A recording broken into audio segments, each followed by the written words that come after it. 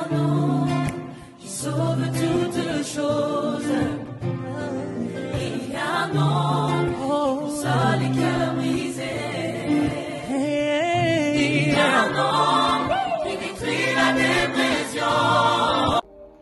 Hello, salut, j'espère que tu vas bien. Je suis très heureuse de te retrouver aujourd'hui dans cette nouvelle capsule de la semaine. Aujourd'hui, nous allons parler de la relation avec ton père et l'influence qu'elle peut avoir sur la relation avec Dieu ou alors sur la perception que tu as de Dieu en tant que Père céleste.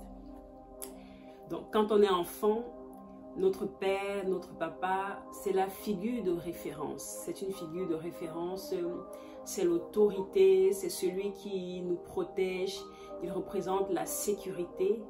C'est celui qui est présent, qui est là pour nous consoler, pour nous encourager. Donc ça, c'est dans le meilleur des cas.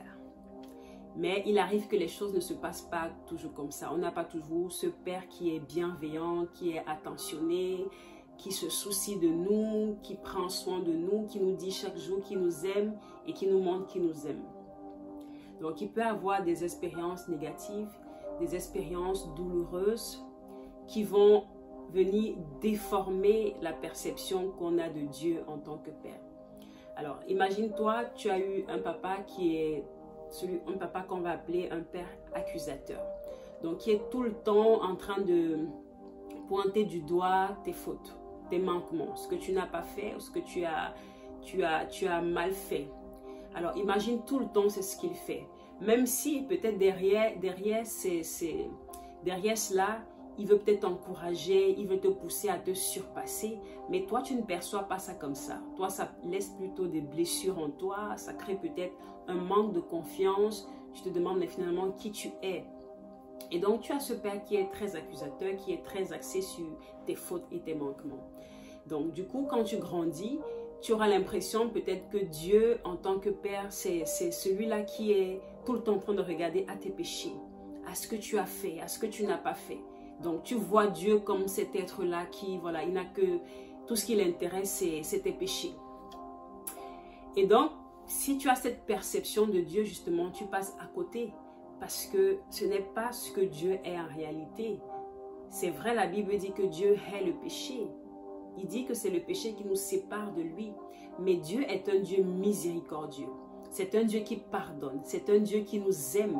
Donc, il est un Père, même si on fait quelque chose qui n'est pas bon, si on fait quelque chose qui est à l'encontre de sa parole, il est bon pour nous pardonner. Ce n'est pas un Dieu qui viendra nous rappeler nos fautes chaque jour, mais c'est un Dieu qui va nous manifester tellement d'amour afin qu'on puisse revenir à lui, afin qu'on puisse abandonner ce qui ne l'honore pas, ce qui ne lui convient pas. Donc c'est l'amour de Dieu qui va manifester, qui va nous attirer à lui. Et donc ça, c'est la différence avec le Père terrestre que tu pourrais avoir sur cette terre. Ou alors, tu peux avoir un autre type de père, un père qui est absent. Peut-être absent physiquement, absent émotionnellement.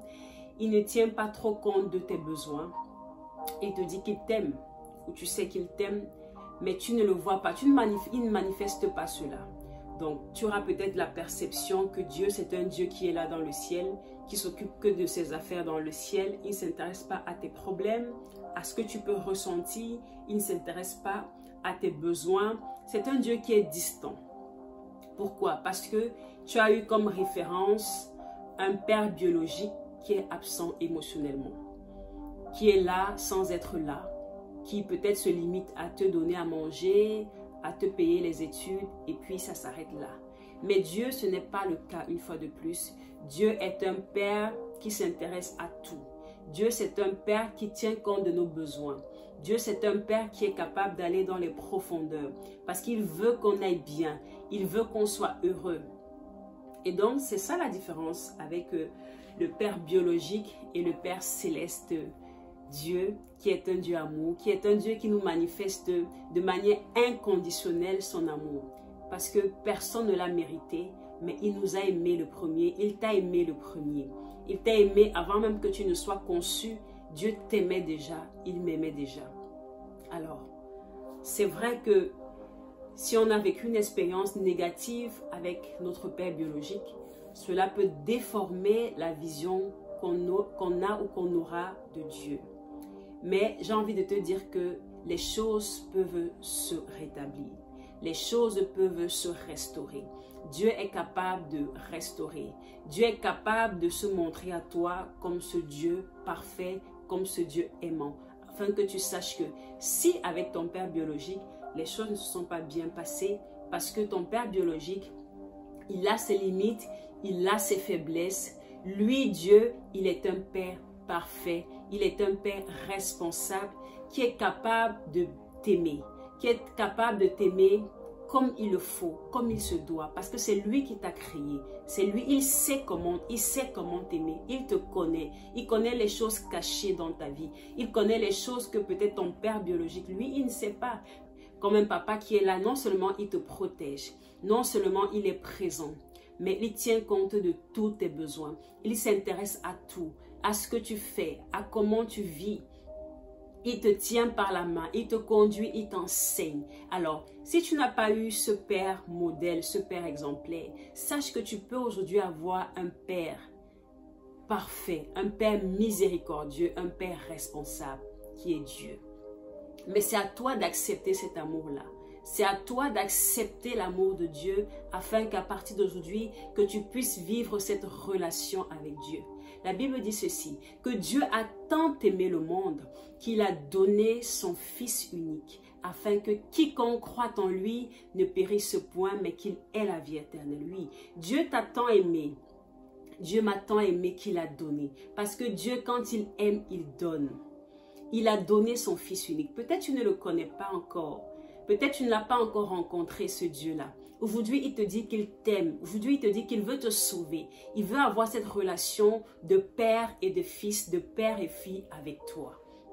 Mais c'est à toi de saisir cet amour de Dieu. C'est à toi de saisir le bras tendu de Dieu qui est Jésus-Christ. Parce que si tu l'acceptes, si tu le reçois, tu deviens enfant de Dieu. Alors, sache qu'aujourd'hui, Dieu est un Père qui t'aime. Il n'attend que toi. Il attend que tu reviennes à la maison. Il attend que tu saisisses son bras. C'est à toi de choisir. Tu peux vivre cette nouvelle relation avec Dieu en tant que Père à partir d'aujourd'hui. Parce que c'est un Dieu qui ne déçoit pas. C'est un Père qui nous aime. C'est un Père qui est responsable. Il t'attend. Reviens à la maison. Ou alors, viens à la maison. J'espère que ce petit message t'a fait du bien. Je prie vraiment que tu puisses saisir l'amour de Dieu et que quelque chose, qu'une nouvelle relation, qu'une chose nouvelle commence dans ta vie. Que Dieu te bénisse et on se dit à la prochaine. Tu peux partager la vidéo, tu peux la liker. Ciao!